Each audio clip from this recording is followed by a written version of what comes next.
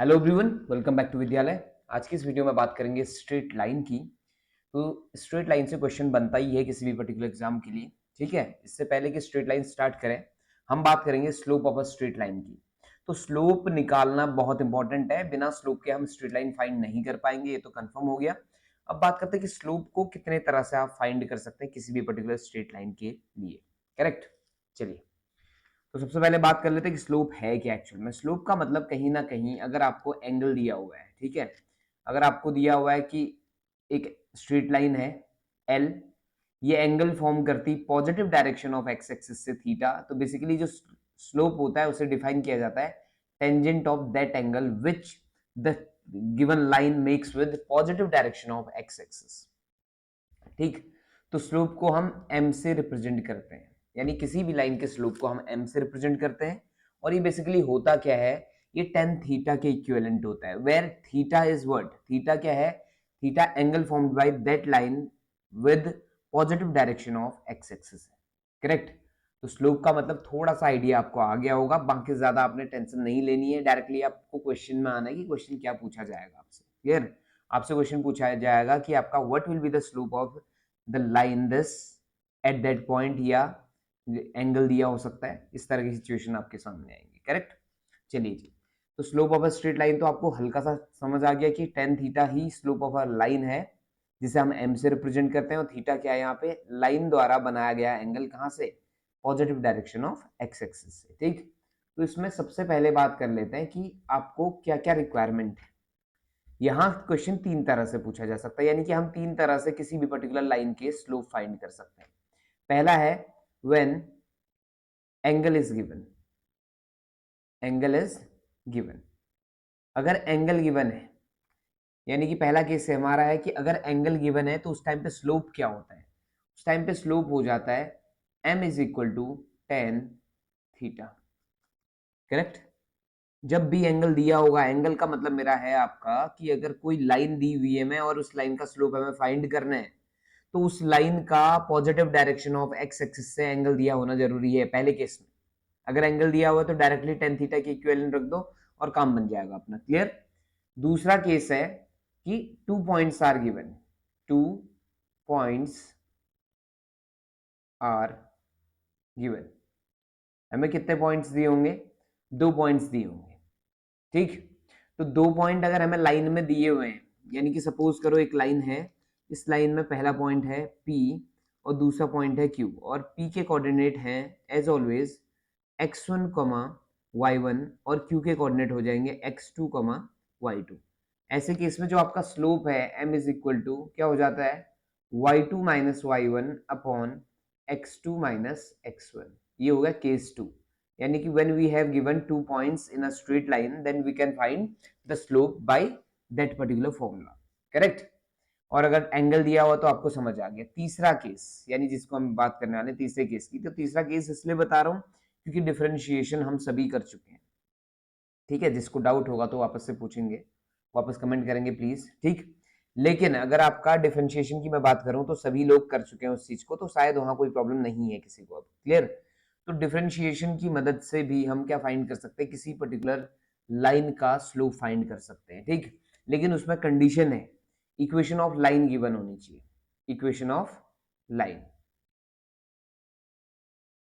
ठीक है, equation of line given होनी चाहिए, और आपसे कहेगा कि ये इक्वेशन ऑफ लाइन आपको दी हुई है और उसके कंडीशन उसी के पर्टिकुलर आप क्या ढूंढो, स्लोप। तो ऐसे केस में आपने कुछ नया नहीं करना है, आपने सिर्फ निकाल के देना है dy बाई डी एक्स, और ये जो dy बाई डी एक्स होगा यही उस टाइम पे क्या बन जाएगा, स्लोप बन जाएगा।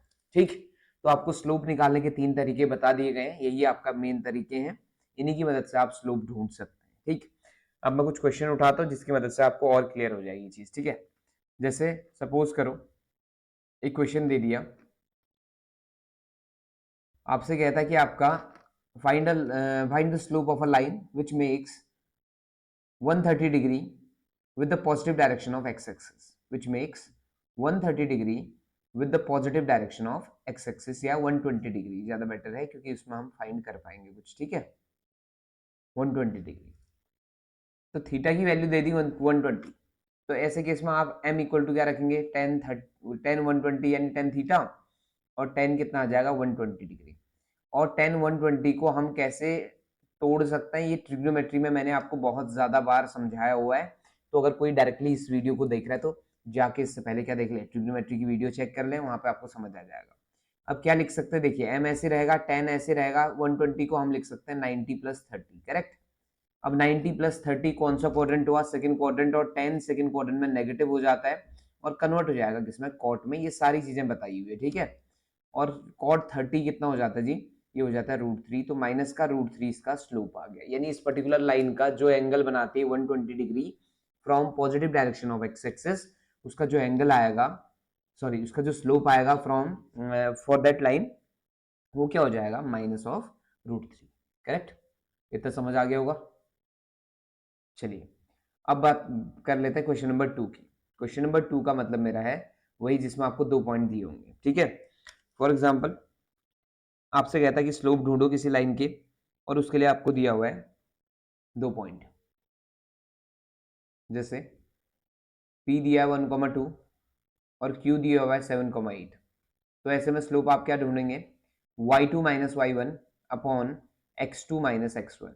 नाउ आपको पता होना चाहिए कि y1 कौन है, y2 कौन है, ये सारी चीजें आपको नॉलेज होनी चाहिए इस चीज की, ठीक है। x1 ये है, y1, x2 y2, करेक्ट। तो ये क्या बन जाएगा, y2 - y1 का मतलब मेरा क्या हो गया, 8 - 2 अपॉन 7 - 1। तो सॉल्व कर देंगे तो 6/6 विच इज 1। इस बार स्लोप क्या आ गया, 1 आ गया, करेक्ट।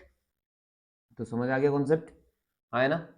चलिए तो क्वेश्चन नंबर 2 तक आपको समझ आ गया होगा, सेकंड का ये एग्जाम्पल हो गया हमारे लिए, ठीक है। अब बात कर लेते हैं थर्ड क्वेश्चन की। थर्ड क्वेश्चन क्या हो सकता है, देखिएगा आपसे कहेगा find the slope of a line which is like y 2y + 3x + 1 = 0, ठीक है। ये एक लाइन है और स्लोप ढूंढो, लेकिन कहां पर स्लोप ढूंढना है, स्लोप के लिए कंडीशन दे दी, मान लिया -1, -1, 1, ठीक है। स्लोप के लिए कंडीशन दे दी -1, इस पॉइंट पर स्लोप ढूंढो। आपने क्या करना है, इस इक्वेशन को डिफरेंशिएट कर देना है विद रिस्पेक्ट टू x।